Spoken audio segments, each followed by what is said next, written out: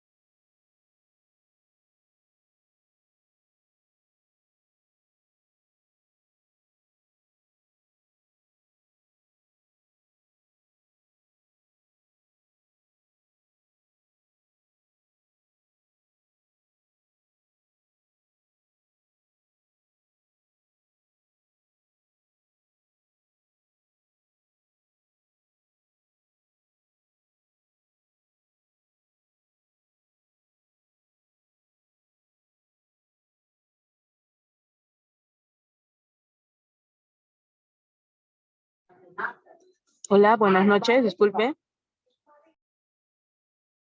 Ya quiere decir que no se escucha. Aló, sí, doctora Sheila, buenas noches. Ahorita iniciamos. Ok, gracias. Doctora Natanias, está Sí, allá.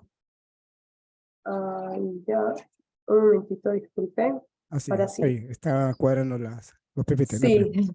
sí. Muchas gracias. Muchas gracias, Sheila. Muy buenas tardes, muy buenas noches ya con cada uno de ustedes. Muy afortunada para el poder estar nuevamente editando esta clase. Como habíamos visto ya en la clase, en la sesión 1, hablamos un poco de los aspectos generales que van en torno a la violencia de familia, ¿no? Pero bueno, en esta sesión vamos a tocar 6 puntos importantes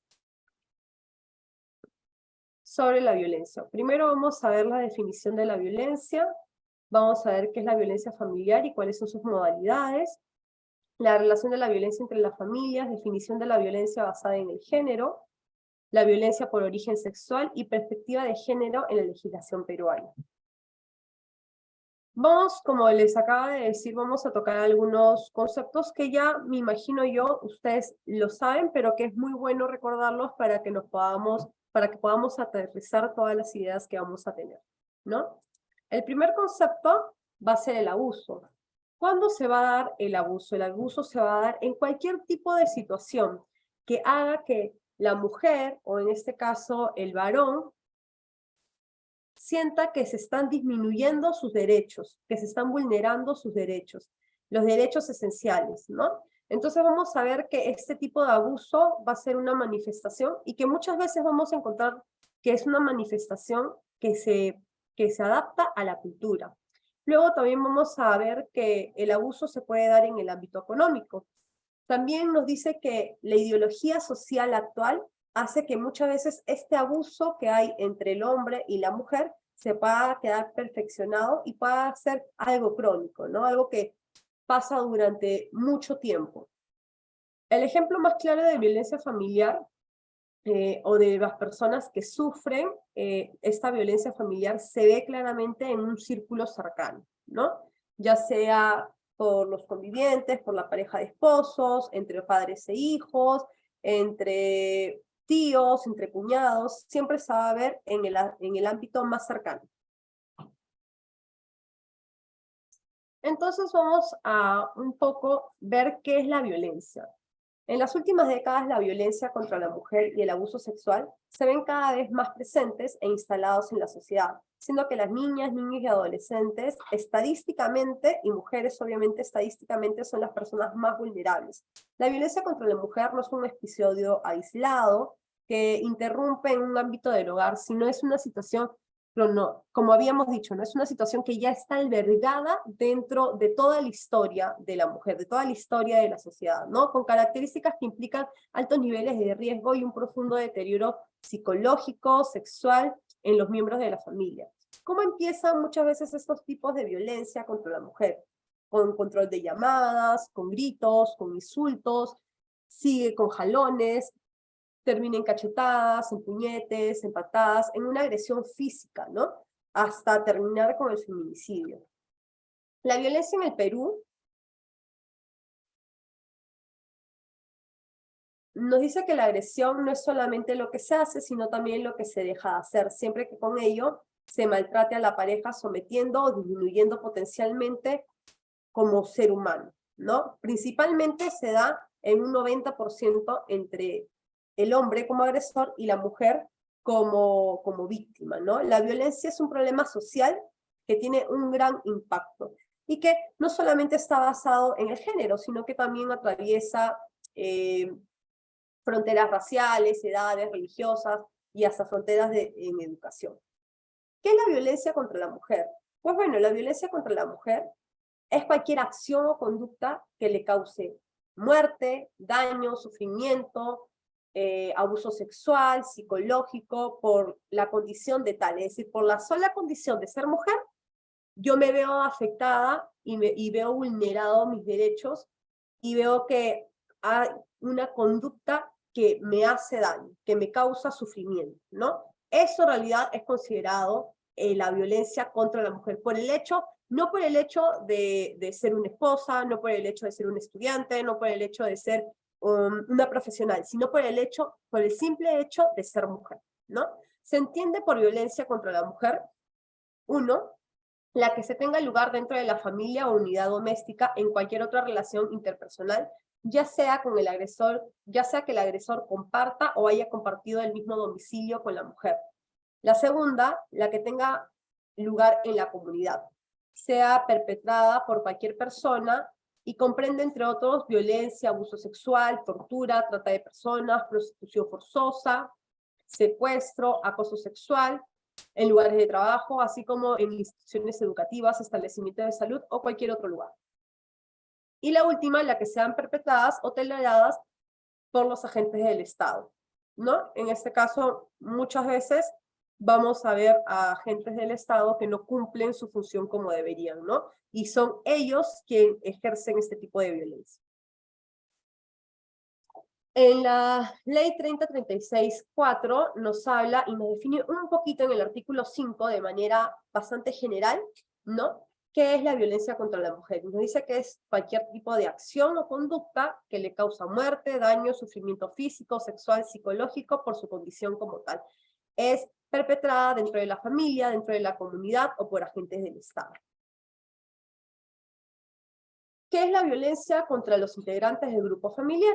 Es cualquier acción o conducta que le cause muerte, daño, sufrimiento físico, sexual o psicológico que se produce en el contexto de la relación de responsabilidad y confianza o poder de parte de un integrante o de otra persona que forma parte del grupo familiar, que tiene especial consideración con los niños, niñas, adolescentes, adultos mayores y personas con discapacidad. Entonces, aquí nos vamos a vamos a tratar primero la violencia contra la mujer, ¿no? Que ya hemos visto qué cosa es, en dónde se puede dar, y luego la violencia contra los integrantes del grupo familiar, ¿no? Que en este caso pueden ser los niños, las niñas, las adolescentes, las personas adultas mayores, o alguna persona que sufra de discapacidad también, ¿no? Entonces, aquí ya hay un tipo de violencia que más adelante lo vamos a desarrollar. También la ley en el artículo 5 nos define un poco más qué es este tipo de violencia, ¿no? Y nos indica también que es la conducta que causa muerte, daño, sufrimiento físico, sexual o psicológico. Y cuando hablamos de sufrimiento, no solamente nos vamos al abuso sexual, ¿no? Sino cualquier tipo de daño que se genere con su sexualidad, por eso que nos indican sufrimiento físico, sexual o psicológico, que se produzca en el contexto de una relación de responsabilidad, confianza o poder por parte de un integrante o del grupo familiar.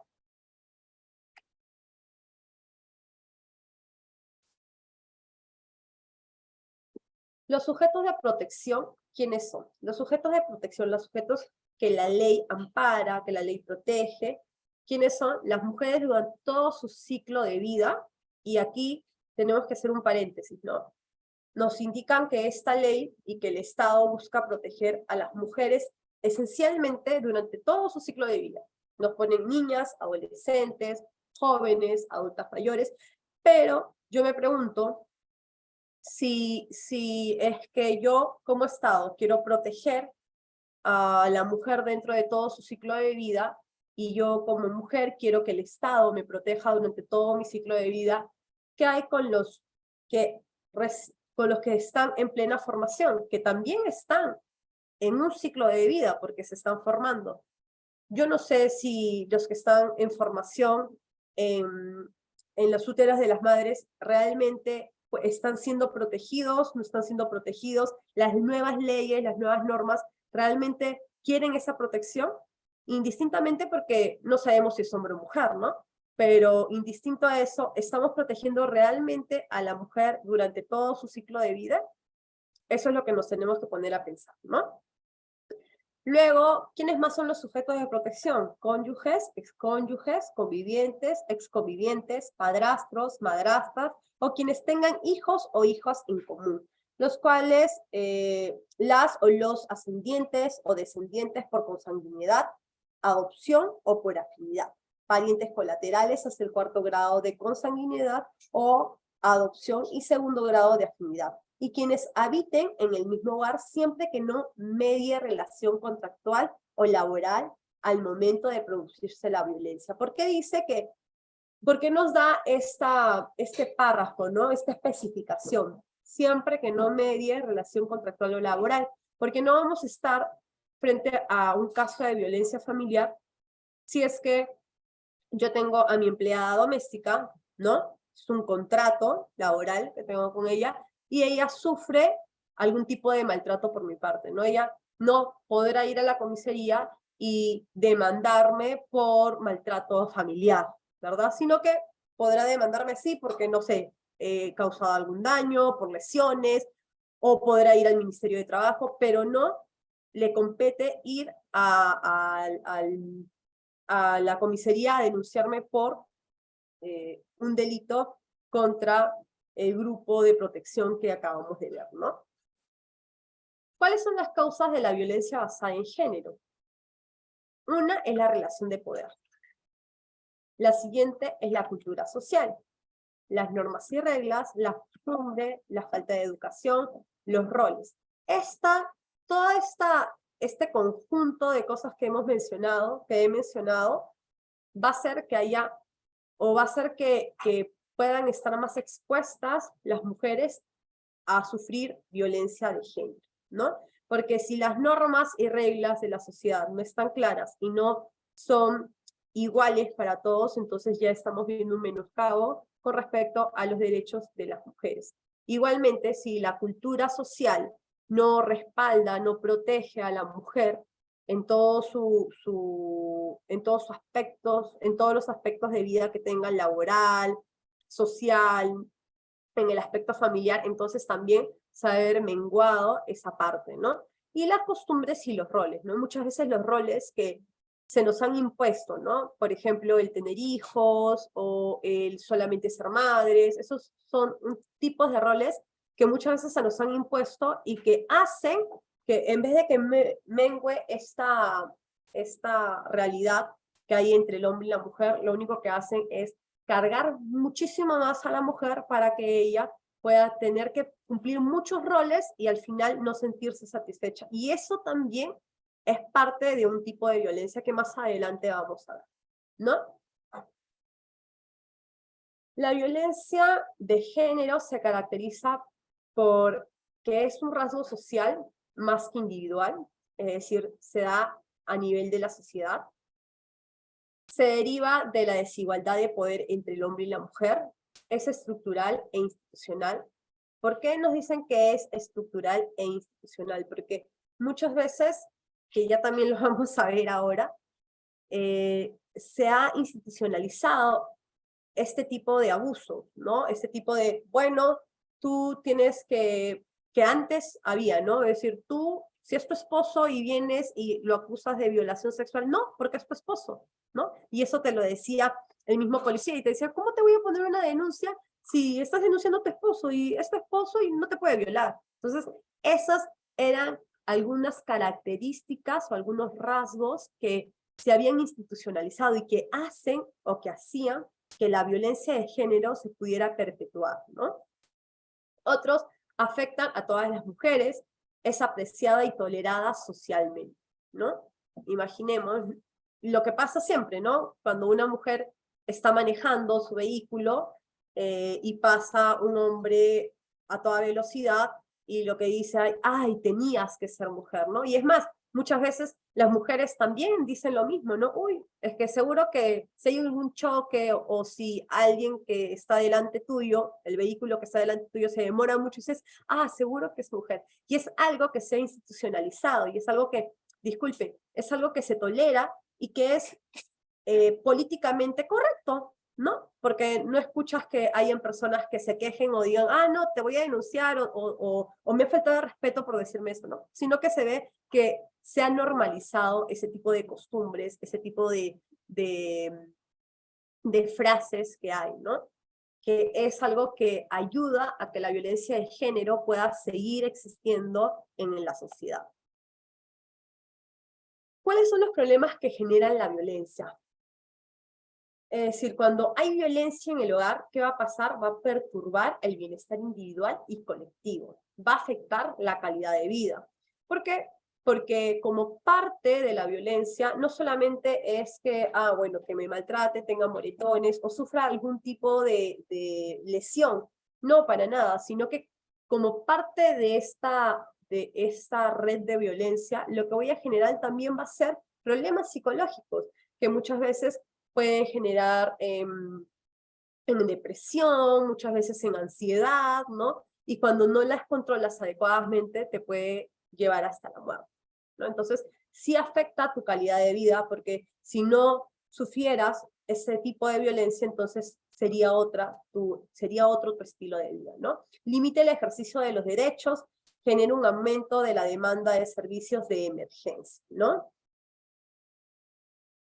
Como dice me gustó mucho esta caricatura, porque dice, los gritos no educan, ensordecen el corazón, cierran el pensamiento, destruyen el respeto y te vuelven violento. Muchas veces pensamos que cuando nosotros gritamos, cuando nosotros nos exaltamos, pensamos que las personas nos van a entender mejor, o los niños nos van a entender mejor, cuando es todo lo contrario, porque cuando nosotros gritamos, lo único que hacemos es que las personas que están escuchando eso se pongan nerviosas, se vuelvan más violentas, porque van a responder a la misma violencia que tú le estás dando, ¿no? Y van a destruir todo el respeto que debería de estar dentro de un hogar, ¿no? Todo el respeto que debería ser preponderante en el hogar. Tipos de violencia contra la mujer, ¿no? En realidad, no solamente contra la mujer, sino los tipos de violencia que hay contra todo el grupo que es protegido por el Estado, ¿no? Contra todas las personas vulnerables. Es la violencia psicológica, la violencia física, la violencia patrimonial o económica y la violencia sexual. Como lo acabamos de mencionar, hay 4 tipos de violencia y estos tipos de violencia están dentro de la ley 3036-4 y vamos a ver cómo es que los conceptualizan, ¿no? Violencia física es la acción o conducta que causa daño a la integridad corporal o a la salud. Se incluye el maltrato por negligencia, descuido o por privación de las necesidades básicas que hayan ocasionado daño físico o que puedan llegar a ocasionarlo, sin importar el tiempo que se requiera para su recuperación.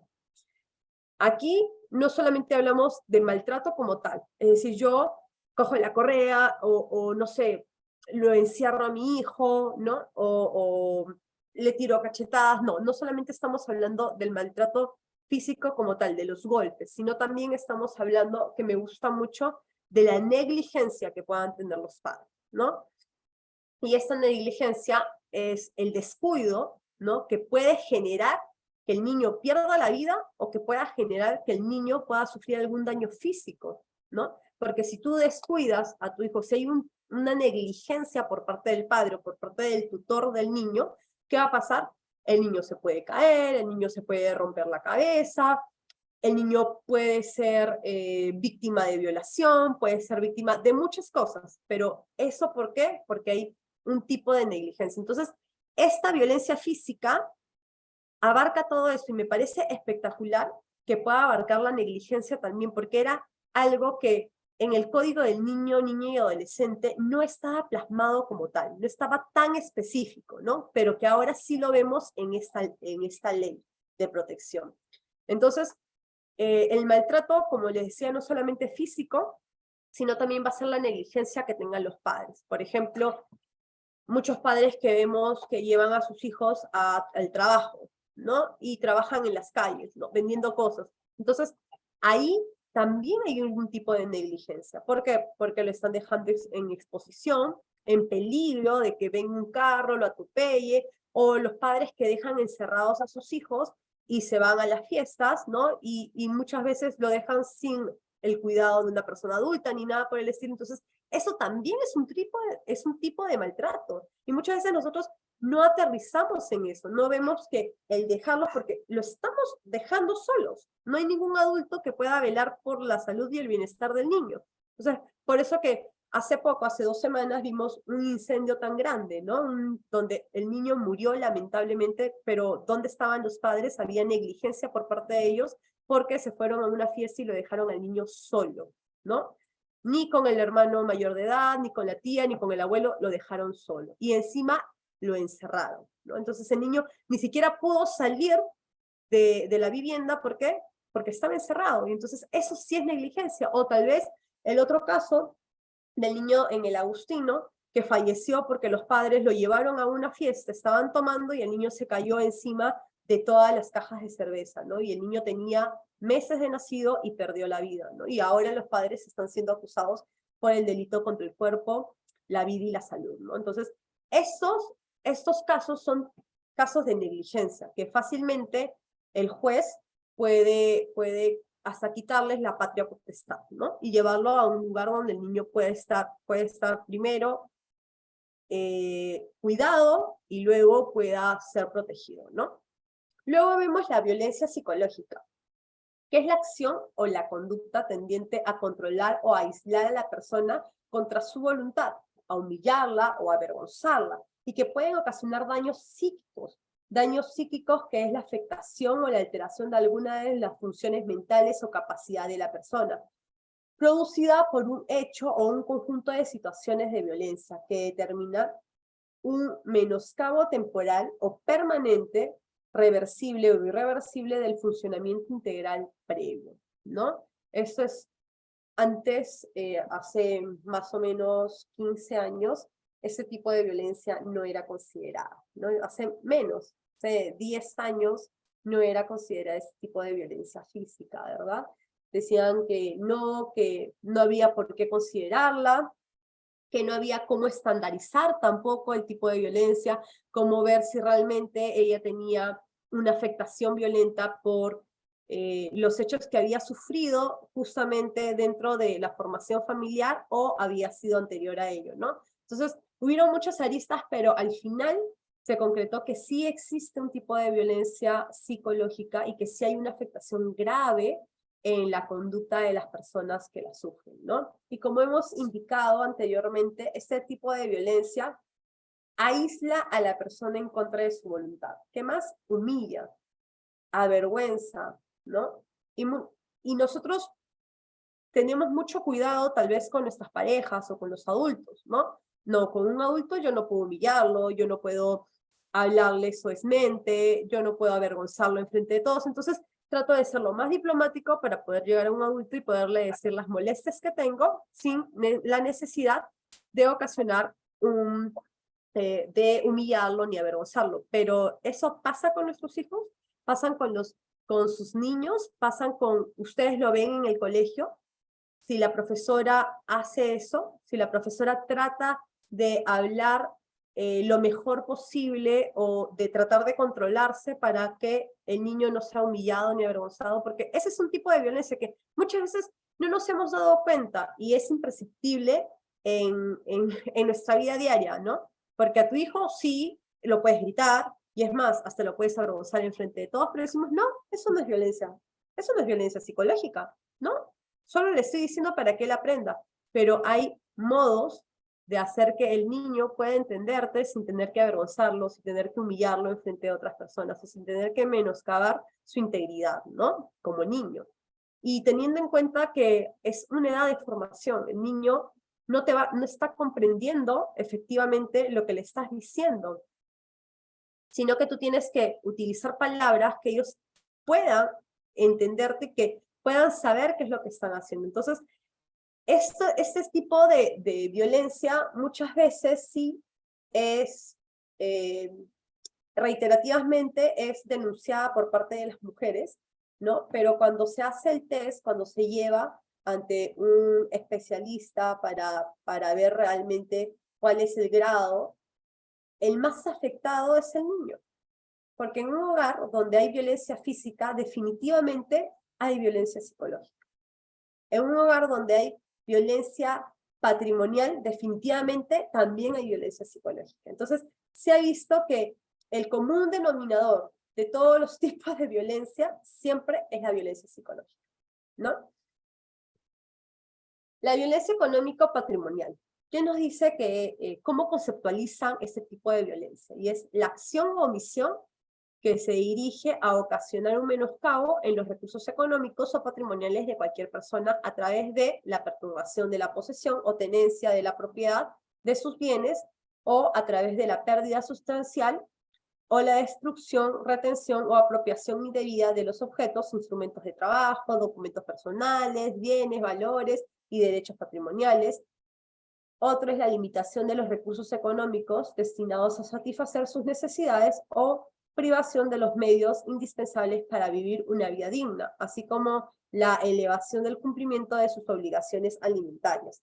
O también la limitación o control de sus ingresos, así como la percepción de un salario menor por iguales tareas dentro de un mismo lugar de trabajo. Aquí vemos los tipos vemos la violencia patrimonial y cómo es que se dan a través de distintos tipos, ¿no? O a través de distintos casos. La primera es con la perturbación de la posesión o la tenencia de la propiedad, es decir, que se apropien de tus bienes. La segunda es por la pérdida o la sustracción o la destrucción indebida de los objetos, ¿no? Que puedas tener, que puedan ser tus instrumentos de trabajo. La tercera es para satisfacer las necesidades o privación de los medios indispensables para la vida. Y la última es cuando, por el mismo trabajo, te dan un menor salario, ¿no? Entonces ahí podemos ver que sí se está ejerciendo la violencia patrimonial. Y esto es bastante nuevo, este tipo de violencia es sumamente nueva,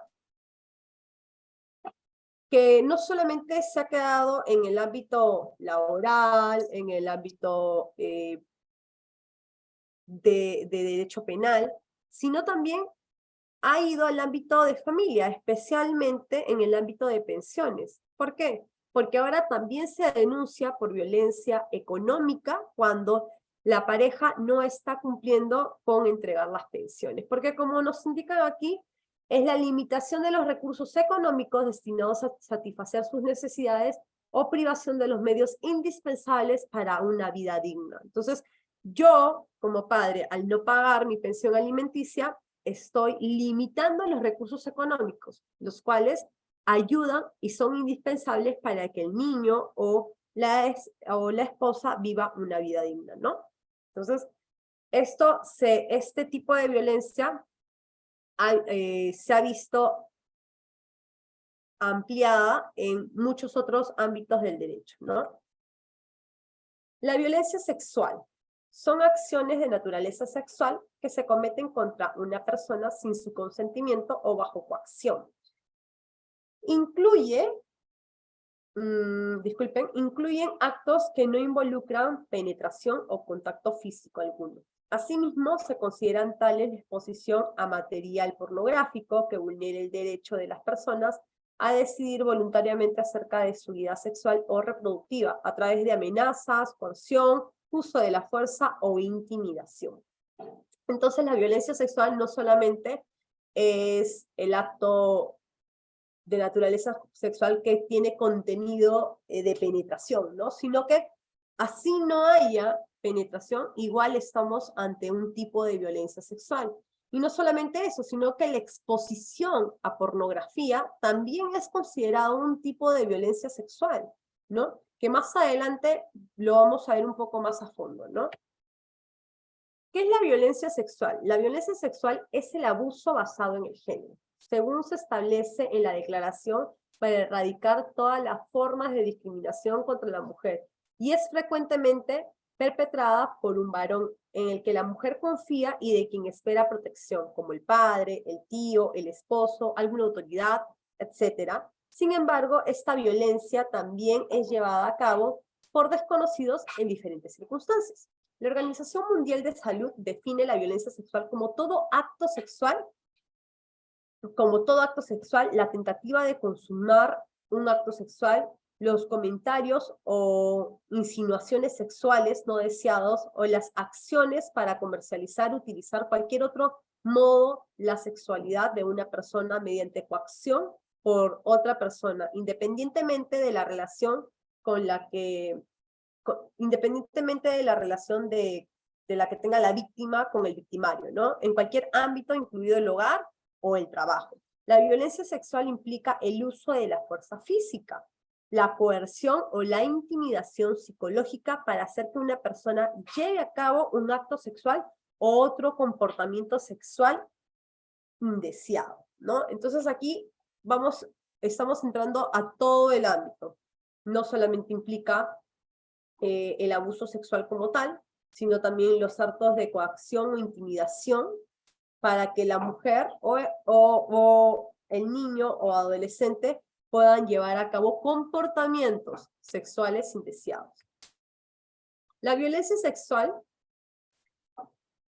dentro de nuestro ordenamiento jurídico, nos indica que es el que con violencia física o psicológica, grave amenaza o aprovechándose de su entorno de coacción o de cualquier otro entorno que impida a la persona dar su libre consentimiento, obligue a estar o a tener acceso carnal por vía vaginal, anal o bucal, o realizar cualquier otro acto análogo con la introducción de un objeto o parte del cuerpo por alguna de las dos primeras vías. Será reprimido con pena privativa de la libertad no menor de 14 ni mayor de 20 años. Es decir, cuando no hay consentimiento. Aquí la palabra clave es el consentimiento, ¿no? La pena privativa de la libertad será no menor de 20 ni mayor de 26 años en cualquiera de los casos siguientes. Si la violación se realiza con el empleo de armas o por dos o más sujetos. Si el agente abusa de su profesión científica u oficio o se aprovecha de cualquier posición, cargo, responsabilidad legal que le confiere el deber de vigilancia, custodia o particular autoridad sobre la víctima o la impulsa a depositar su confianza en él. Si el agente aprovecha su calidad de ascendiente o descendiente por consanguinidad, es decir, ya sea padre o abuelo, adopción o afinidad del cónyuge, excónyuge, conviviente, exconviviente, con la víctima esté sosteniendo o haya sostenido una relación análoga, o tiene hijos en común con la víctima, o habita en el mismo hogar de la víctima siempre que no medie relación contractual laboral, nuevamente, siempre que no medie relación contractual laboral, o es pariente colateral hasta el cuarto grado por consanguinidad o adopción en segundo grado de afinidad. 4. Si es cometido por un pastor, sacerdote o líder de una organización religiosa o espiritual que tenga particular ascendencia sobre la víctima. Este inciso 4, en realidad, ha sido incorporado hace recién 8 años por el alto abuso que había de los líderes religiosos hacia las personas, ¿no? Entonces, fue incorporado como un agravante más. Si la gente tiene cargo de directivo, es docente, auxiliar o persona administrativa en el centro educativo donde estudia la víctima, si mantiene una relación proveniente de un contrato de locación de servicios o de una relación laboral con la víctima, o si le presta servicio como un trabajador del hogar. Violación de personas en estado de inconsciencia o imposibilidad de resistir. El que tiene acceso carnal con una persona por vía vaginal, anal o bucal, o realiza cualquier otro acto análogo con la introducción de un objeto o parte del cuerpo por alguna de las dos primeras vías, después de haber puesto en estado de inconsciencia o en imposibilidad de resistir, será reprimido con pena privativa de la libertad no menor de 20 ni mayor de 26 años. Aquí, con personas que están imposibilitadas de resistir, ¿no? La segunda es la violación de personas en incapacidad de dar su libre consentimiento. El que tiene acceso carnal con una persona por vía vaginal, anal o bucal, o realiza cualquier otro acto análogo con la introducción de un objeto o parte del cuerpo por alguna de las dos primeras vías, conociendo que está impedido de dar su libre consentimiento por sufrir de anomalías psíquicas, graves alteraciones de conciencia, retardo mental, o que se encuentran en incapacidad de resistir, será reprimido con pena privativa de la libertad, no menor de 20 ni mayor de 26 años. Aquí estamos hablando de las personas que sufren de algún retardo mental, de las personas que tienen algún tipo de enfermedad psíquica que impiden que ellas puedan estar lúcidas como para poder dar su consentimiento, ¿no?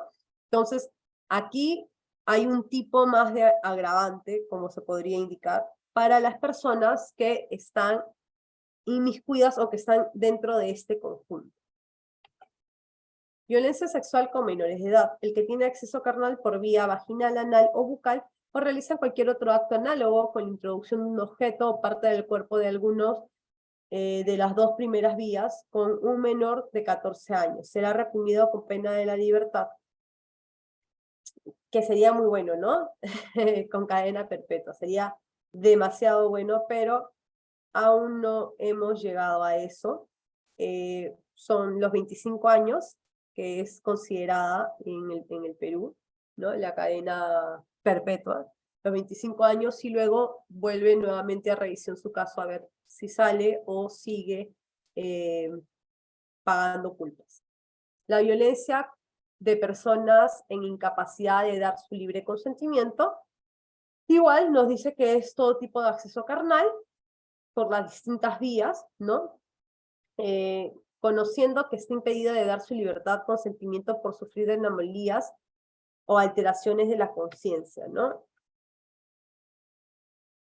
Violación de personas bajo autoridad o vigilancia. El que, aprovechándose de la situación de dependencia, autoridad o vigilancia, tiene acceso carnal por vía vaginal, anal, bucal, o introduce objetos o parte del cuerpo por alguna de las dos primeras vías a una persona colocada en un hospital, asilo, otro establecimiento similar, o que se halle detenida o recluida o interna, será reprimido con pena privativa de la libertad, no menor de 20 ni mayor de 26 años. En este caso, estamos hablando de personas que están dentro de un albergue, ya sea de una prisión, de un hospital, de un asilo, ¿no? Todas esas personas que están recluidas y que son víctimas de violación por las personas que están encargadas de vigilar o cuidarlas, entonces estamos dentro de esta situación. Violación sexual mediante engaño, ¿no? Aquí va a ser a una persona de 14 años y menores de 18 años. Será reprimido con pena privativa de la libertad no menor de 6 ni mayor de 9 años. El que realiza cualquier acto análogo al que ya hemos estado hablando y que lo realice con personas que son de 14 años, pero que todavía no han llegado a los 18 años. No es un tiempo estándar. Como decíamos, en el código peruano, tú puedes tener relaciones sexuales con 14 años, pero con consentimiento. Entonces, por eso justamente que ponen de 14 años hasta los 18, ¿no? Y menores de 18, disculpen, no hasta, y menores de 18. Tocamientos o actos de connotación sexual o actos libidinosos sin consentimientos. El que sin propósito de tener acceso carnal, regulado en el artículo 170, es decir, el poder tener relaciones sexuales, el poder violar, ese no es el propósito solamente son los tocamientos indebidos, porque el que quiere violar y no tuvo tiempo porque no se lo descubrieron o porque X casos, ¿no? No pudo terminar, esa es tentativa de violación, pero no estamos ante tocamientos indebidos, estamos ante tentativa de una violación porque su objetivo final era la violación, pero en este caso, en tocamientos o actos de connotación sexual, el fin no es el tener acceso carnal, el fin no es la violación, el fin es solamente tener el ejecutar los tocamientos indebidos o los actos libidinosos, ¿no? Entonces, el que sin propósito de tener acceso carnal regulado en el 170 realiza sobre una persona sin su libre consentimiento, nuevamente la palabra clave, consentimiento, tocamientos, actos de connotación sexual o actos libidinosos en sus partes íntimas o en cualquier parte de su cuerpo, será reprimido con pena privativa de la libertad no menor de 3 ni mayor de 6. Si el agente realiza la conducta descrita en el primer párrafo mediante amenaza, violencia o aprovechándose de su entorno, de ocasión o de cualquier otro que impida a la víctima dar su libre consentimiento o valiéndose de cualquiera de estos medios, y obliga a la víctima a realizarlo sobre el agente, sobre sí misma o sobre terceros, la pena privativa de la libertad será no menor de 6 ni mayor de 9 años. Aquí no solamente es que él lo haya realizado, sino que obligue a la víctima a realizárselos ella misma, a realizárselos a terceros o a realizárselo a él, ¿no? Entonces han cubierto todos esos tipos de aristas. En cualquiera de los casos previstos en el primer y segundo párrafo, la pena privativa de la libertad se incrementa en 5 años en el extremo mínimo y máximo, si la víctima es mayor de 14 años y menor de 18 años. Tocamientos y actos de connotación sexual libidinosos en agravio de menores. Aquí ya no estamos hablando de las personas que tienen 14 ni 18, sino que vamos a hablar de menores de 14 años, ¿no? La incorporación de la perspectiva de género. Disculpen.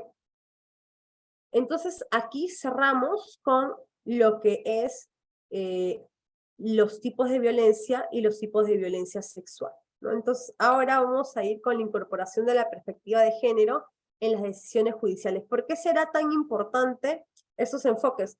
La primera clase, disculpen, habíamos hablado sobre los distintos enfoques que la misma ley, la 3036-4, nos había dado.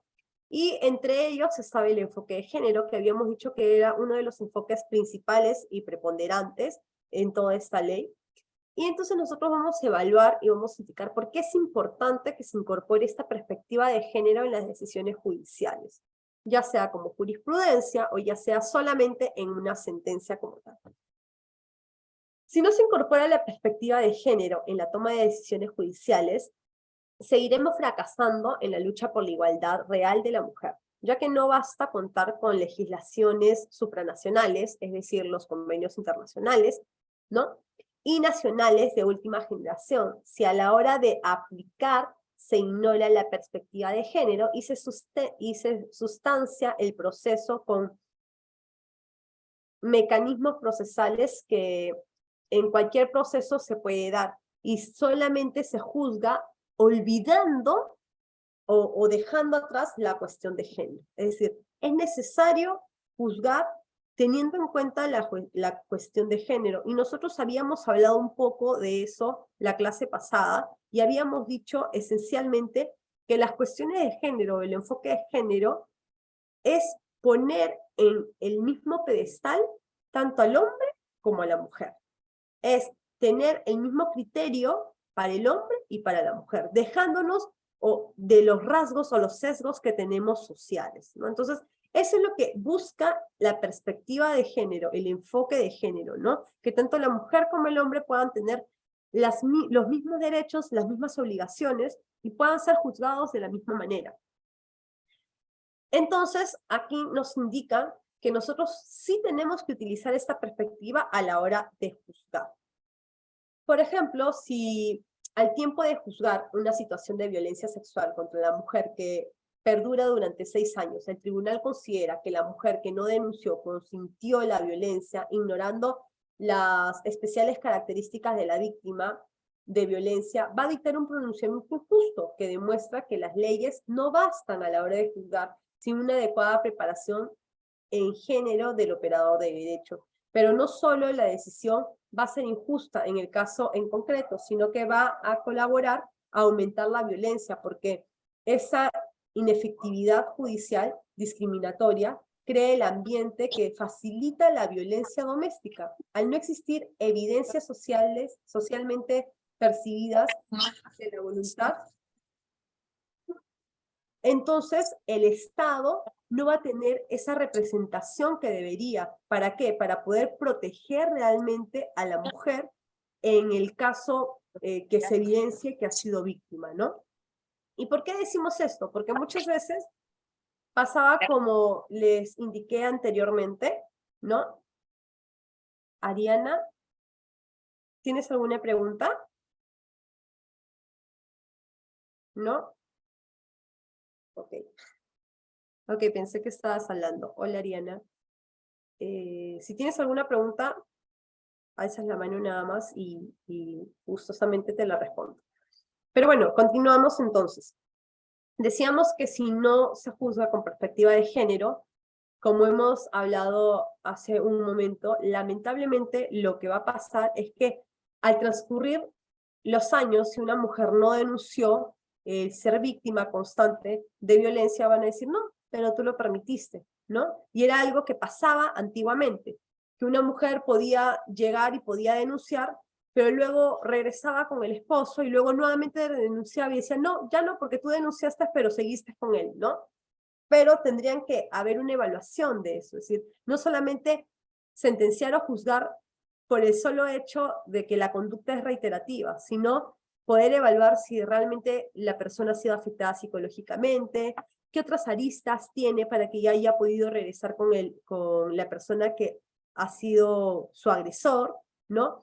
Tal vez está pasando un estado de necesidad y es la única persona a la que pueda acudir, ¿no? Entonces, ese tipo de cosas tienen que ser evaluadas antes de juzgar. Eso es lo que nos quiere decir cuando hablamos de juzgar con perspectiva de género. Para juzgar los conflictos en los cuales las mujeres son víctimas, hay que partir de aceptar que en la realidad en que se encuentran, en torno a los patrones de dominación masculina que reproduce la discriminación tanto en el ámbito institucional o ideológico como en el psicológico. Este poder del varón se legitima y mantiene al individuo, y mantienen dividida el mundo social en 2 esferas, una pública o de producción y una privada, doméstica y del cuidado. Acá nos dicen que efectivamente nosotros los jueces para poder juzgar a una persona que ha sido víctima o que ha puesto su denuncia, ¿no? Respecto a violencia familiar, ¿qué es lo que primero tiene que hacer? Es analizar el estado en que se encuentra. No solamente voy a analizar los hechos, como puede pasar en cualquier otro delito, ¿no?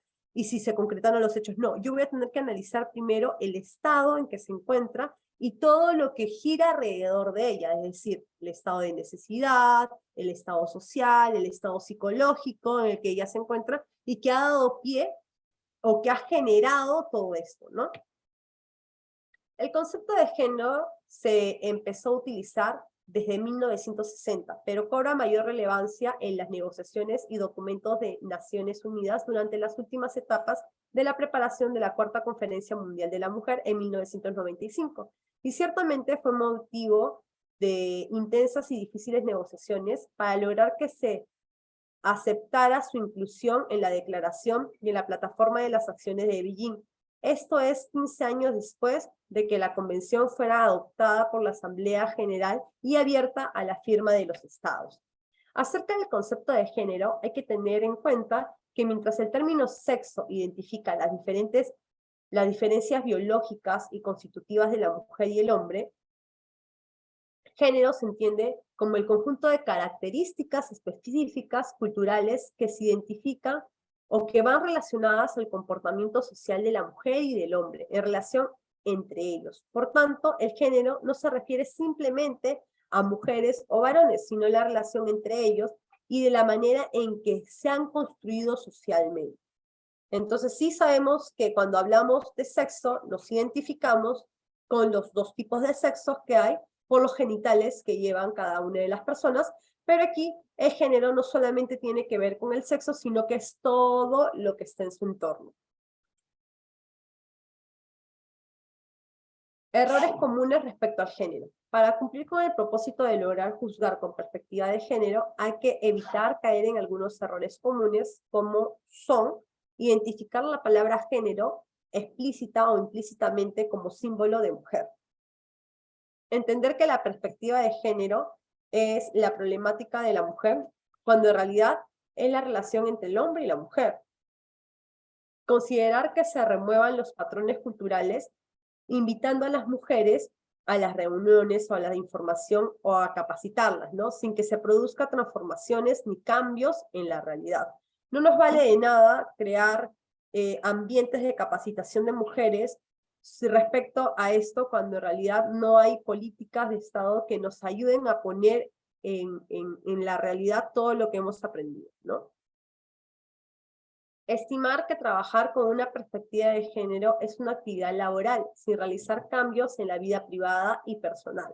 La perspectiva de género no solamente se va a utilizar en el ámbito social, sino que en realidad se debería de comenzar a utilizar en el ámbito privado, en todas las cuestiones que van o que están en torno a nuestra vida. Pensar que la perspectiva de género es adaptar a las mujeres al mundo de los hombres. En realidad, no es que hay un mundo de los hombres, hay un mundo donde hay mujeres y hombres, pero muchas veces esta sociedad que ahora tenemos, ¿no? O que hemos venido arrastrando durante muchas décadas, no ha permitido que la mujer se pueda desempeñar como debería, no ha permitido que la mujer pueda ser libre o pueda disfrutar de todos los derechos que el hombre también tenía, ¿no? Ha menoscabado nuestra integridad como mujeres. Entonces, por eso que dice que no es que nosotros nos tengamos que adaptar, sino que es poder crear una nueva perspectiva, poder crear nuevos ambientes en donde las mujeres sí podamos desempeñarnos como debería de ser. Creer que la perspectiva de género tiene importancia solo en el ámbito de la violencia doméstica, cuando no es así. Entender que en el ámbito comercial, mercantil o empresarial la perspectiva de género carece de importancia y es donde más importante o más relevante es la perspectiva de género. Uno de los ejemplos más claros, bueno, vamos a tratar hoy solamente dos, ya son las 9, pero vamos a tratar dos ejemplos bastante marcados que encontramos en nuestro Código Civil respecto a que no han sido valoradas estas normas con perspectiva de género. Entonces, la mujer del marido es una de ellas. Hay ejemplos muy célebres de las mujeres que decidieron llevar el nombre de sus esposos. Podemos mencionar a Madame Curie, también podemos mencionar a Indira Gandhi. Sin embargo, interesa saber por qué mujeres de tan diferentes culturas podrían haber tomado esta opción. La razón es que, con excepción de la legislación existente en los Países Bajos, la mayoría de legislaciones señalaron que para las casadas, en el pasado, la obligación de llevar el apellido del marido, obligación que hoy han sido eliminadas y que curiosamente ha pasado a convertirse en un derecho. Antes era obligatorio, pero ahora más bien es el derecho a la facultad que cada una de las mujeres tiene, ¿no? El Código Civil peruano pertenece a este grupo de códigos que preconiza el derecho de la mujer casada de llevar el apellido de sus esposos, como se aprecia en el artículo 24 del cuerpo legal antes citado. La mujer tiene derecho, es un derecho, ya no es una obligación, la mujer tiene derecho a llevar el apellido del marido agregado al suyo y conservarlo mientras no contraiga nuevo matrimonio. Cesa tal derecho en caso de divorcio o nulidad matrimonial. Dentro de esta misma tendencia podemos señalar a la legislación de Venezuela y de Argentina. La ley argentina, en el artículo 18, nos dice, en el artículo 8, será optativo para las mujeres añadir a su apellido el apellido del marido, precedido de el de, ¿no?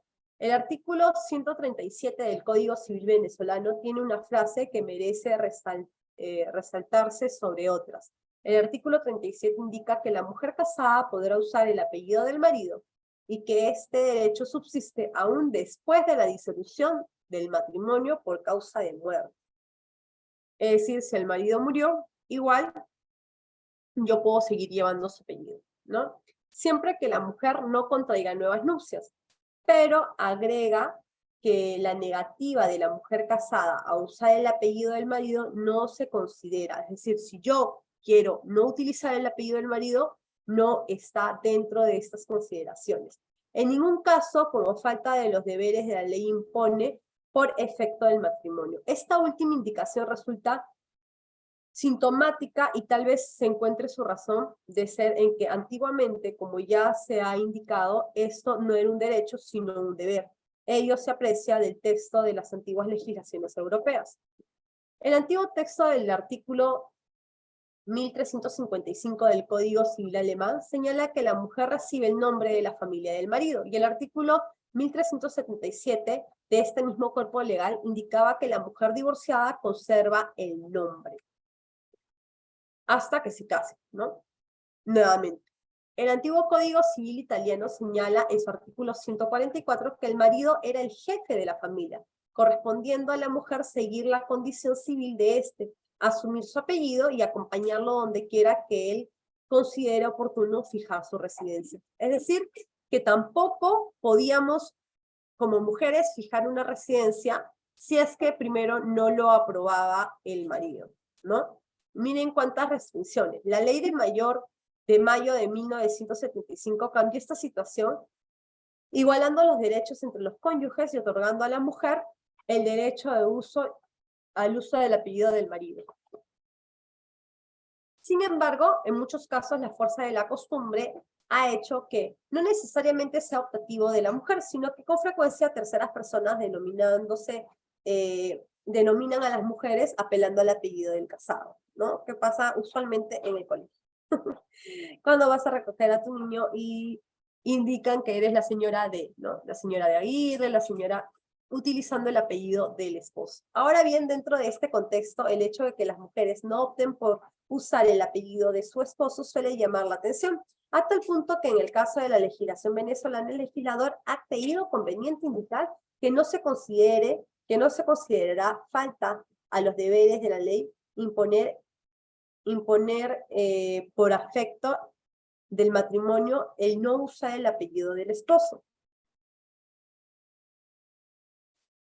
Así, el derecho a optar por el uso de apellido del marido es un derecho que tanto en el Perú como en la mayoría de los países solo se otorga a las mujeres y no al marido.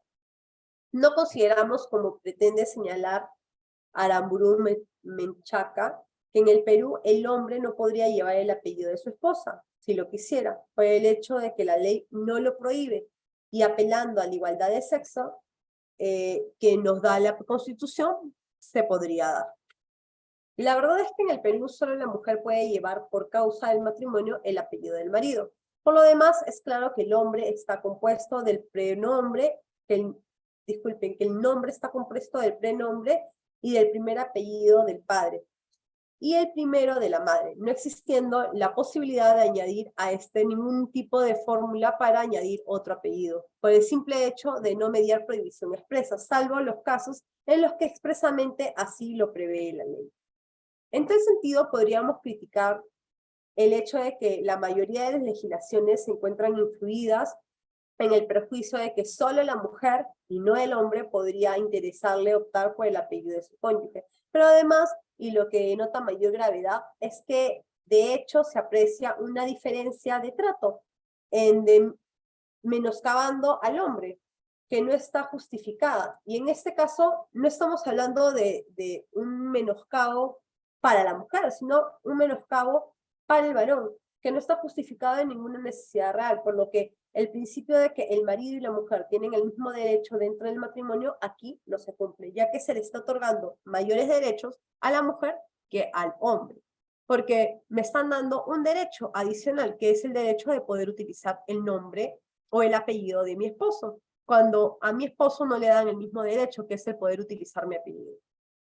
En este tema va más allá de restablecer los derechos del varón, lo cual consideramos necesario, pero para ser coherentes con el tema de perspectiva de género, que consideramos importante, el legislador debe de considerar conveniente que el marido y la mujer opten por un mismo apellido. Podrían intentarse incorporar en el modelo que sigue el derecho civil alemán.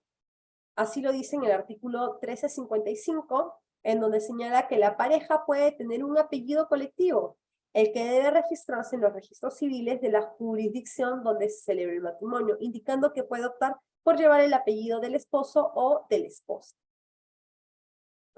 Que eso en realidad es muchísimo más equitativo e igualitario para el vínculo matrimonial y dentro del vínculo matrimonial obviamente para el hombre y la mujer, ¿no?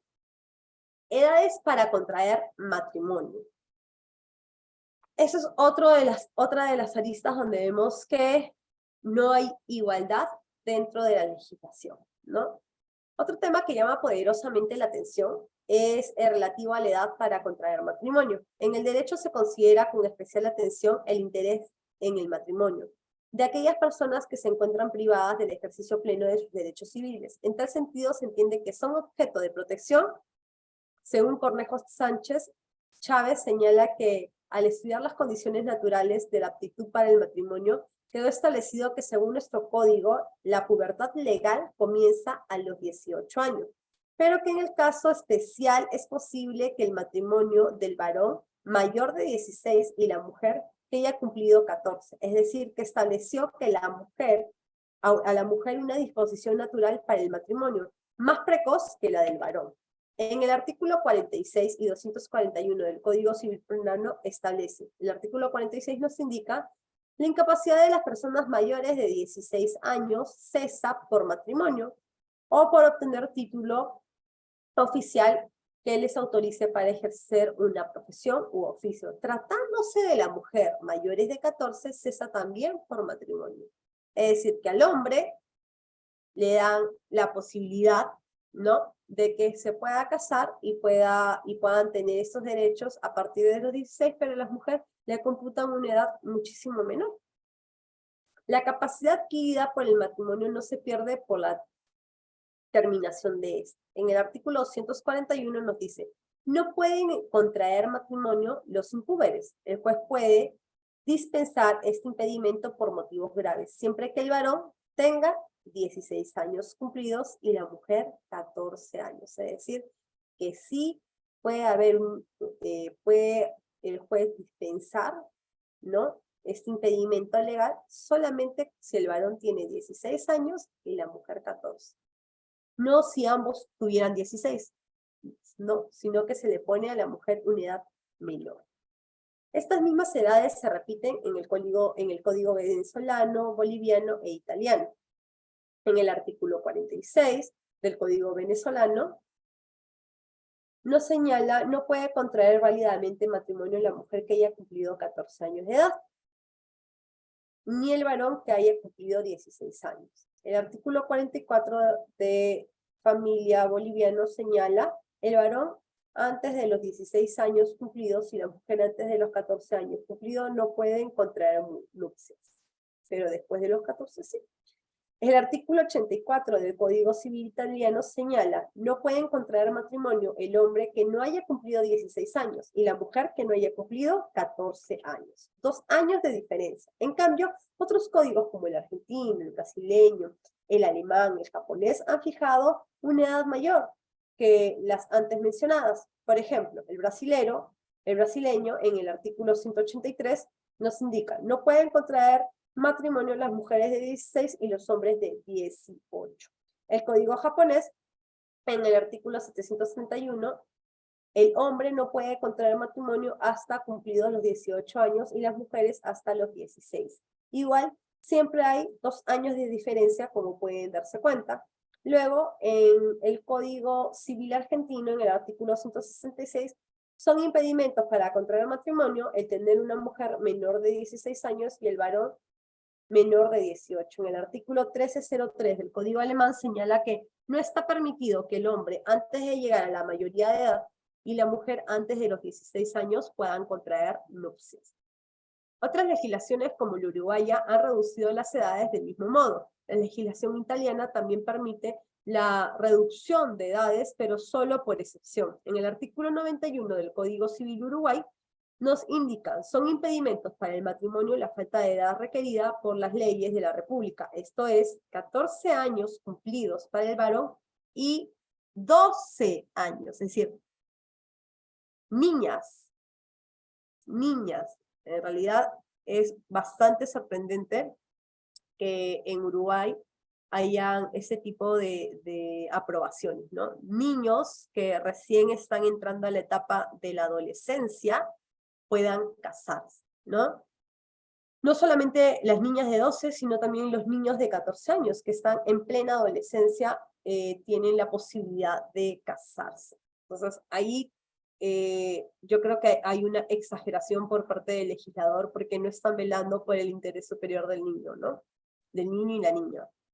En el artículo 84 del Código Civil italiano señala, no pueden contraer matrimonio el hombre que no haya cumplido 16 años y la mujer que no haya cumplido 14 años. El rey o las autoridades delegadas para ello pueden, por motivos graves, conceder dispensas, admitiendo el matrimonio al hombre que ha cumplido 14 años y a la mujer que ha cumplido 12 años. De otro lado, encontramos legislaciones como la francesa, que admite una diferencia mayor a 2 años entre las edades entre varón y mujer, como se aprecia en el artículo 144 del Código francés, el cual indica la letra, el hombre antes de los 18 años cumplidos y la mujer antes de los 15 años no pueden contraer matrimonio. Acá 3 años, ¿no? De diferencia. No existe un criterio unánime sobre la edad mínima para permitir el matrimonio entre los jóvenes. Una mujer en el Perú puede casarse a los 14 años, lo que también se le es permitido a los varones de Uruguay o en Italia, pero no a un varón de 14 años en el Perú. Así que una mujer de 16 años dentro de la legislación argentina resulta tan apta para casarse como un varón de 16 años para la legislación peruana. Pero un varón de 16 años en Argentina no está apto para el matrimonio. De otro lado, mientras que en Brasil las mujeres se encuentran aptas para el matrimonio a los 16 años, en el Perú lo están desde los 14 y en Uruguay lo estarían desde los 12 años. En esta última comparación no hemos salido del ámbito de Sudamérica, por lo que en la realidad no puede ser tan distinto. Más allá de lo preocupante que podría resultar el matrimonio entre personas tan jóvenes, como lo acabamos de indicar, personas de 12 años, es solo una niña, el problema central de este punto es la distinción que hay entre las edades para el matrimonio entre el hombre y la mujer. De hecho, no existe ninguna justificación para ello, salvo una concepción equivocada de considerar que por el hecho de que la mujer está destinada para el hogar, puede asumir responsabilidades al respecto a más temprana edad que un varón. No existen diferencias biológicas entre ambos sexos que resulten tan categóricas como para establecer diferencias entre el varón y la mujer al establecer la minoría de edad para contraer matrimonio. De hecho, el criterio que es muy subjetivo, que al analizar el tema en el derecho civil comparado encontramos una variedad de criterios. Si el tema es tan discutible, entonces ¿por qué es tan categórico y establecer diferentes derechos entre el varón y la mujer al respecto, sobre todo cuando existe una norma que prescribe igualdad ante los derechos entre ambos sexos, que es nuestra constitución política. Entonces, lo que nosotros nos preguntamos es, si estamos analizando la legislación que hemos analizado es de Sudamérica, entonces no hay casi nada de diferencia entre cada uno de los países que hemos mencionado. Es más, muchos de ellos son nuestros vecinos.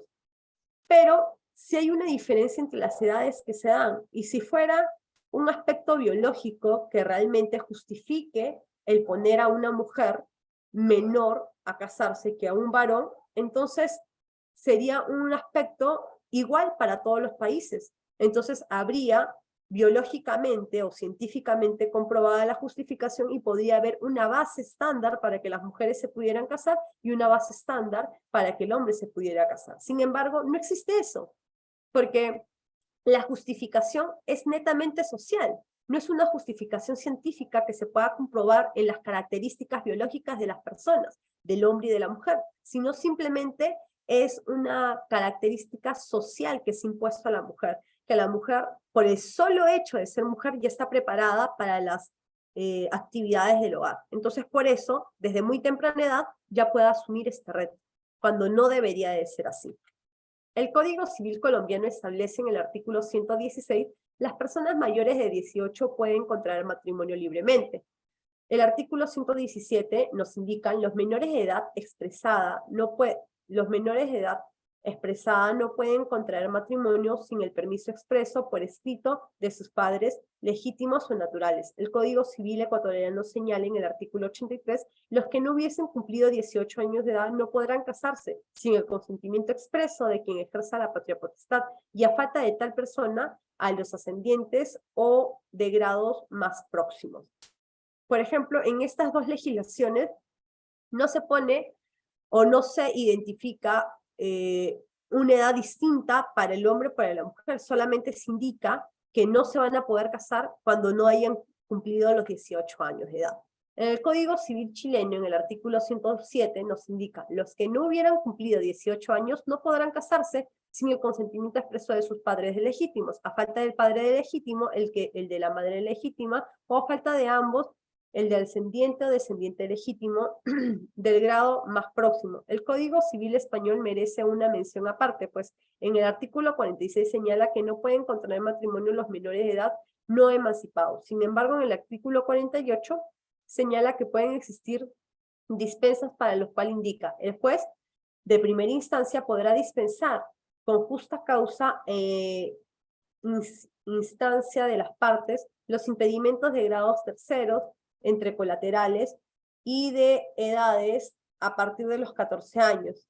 En los expedientes se dispensa las edades deberían de ser oídos el menor y sus padres o guardianes. Aquí tampoco nos indican si a partir de los 14 años si es mujer o si es hombre, solamente nos indican la edad y nos dicen que pueden ser dispensados, ¿no? El Código Civil venezolano es un artículo que muestra un criterio completamente diferente a los anteriores, antes analizados. Si bien existe un criterio adoptado en cuanto a la minoría de edad, adicionalmente en el artículo 62 señala, no requerirá la edad prescrita en el artículo 46 las mujeres menores que hayan dado a luz a un hijo o que se encuentren en estado de gravidez. El varón, cuando la mujer con la que quiere contraer matrimonio ha concebido a un hijo de aquel reconoce como suyo o que ha sido judicialmente declarado como tal. El artículo llama la atención porque en principio establece un criterio interesante que podría ir por determinar la edad para el matrimonio en tanto exista la capacidad para la procreación. Si bien este criterio es bastante elemental, nadie discutirá que frente a la idea de establecer edades arbitrarias, podría indicarse que las menores de edad podrán obtener dispensa para el matrimonio cuando hubiese sido o hubiese tenido prole o cuando potencialmente se encuentre aptos para tenerla. Sin embargo, este criterio en el Código Civil venezolano no ha sido introducido de modo feliz, sino que marca aún más la desigualdad entre el varón y la mujer en este tema. Nótese la redacción que a la mujer no se le exige casarse con el padre de su hijo para obtener dispensa, mientras que al varón sí.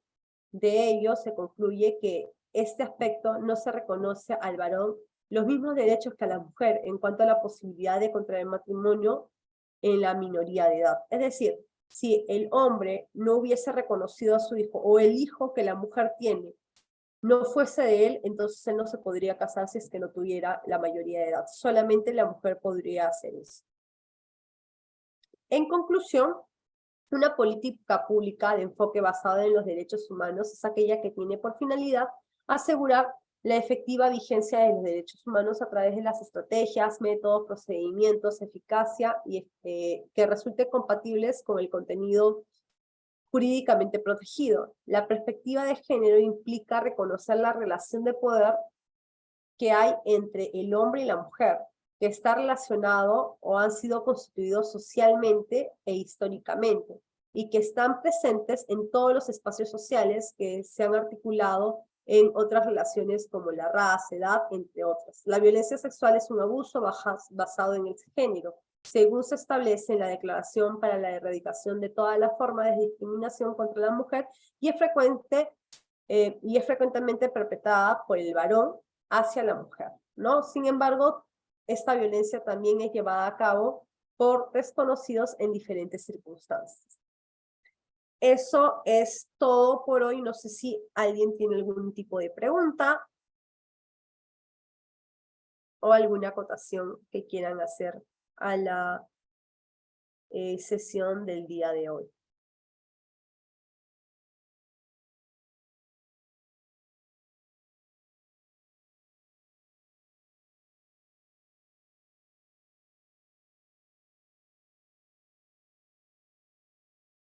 Aló. Doctora Natania, sí. Sí. ¿Alguna pregunta de los ponentes? ¿Algunas preguntas, doctores, para la doctora? Doctora Natania, no hay más preguntas, entonces daremos por culminada la sesión de hoy y bueno, el viernes culminamos la siguiente sesión, ¿verdad? Sí, el día viernes culminamos con Derecho Internacional y también Nacional. Muchas gracias. A usted, doctora. Doctores, buenas Hasta noches. luego. Hasta el Buenas día noches viernes. a todos.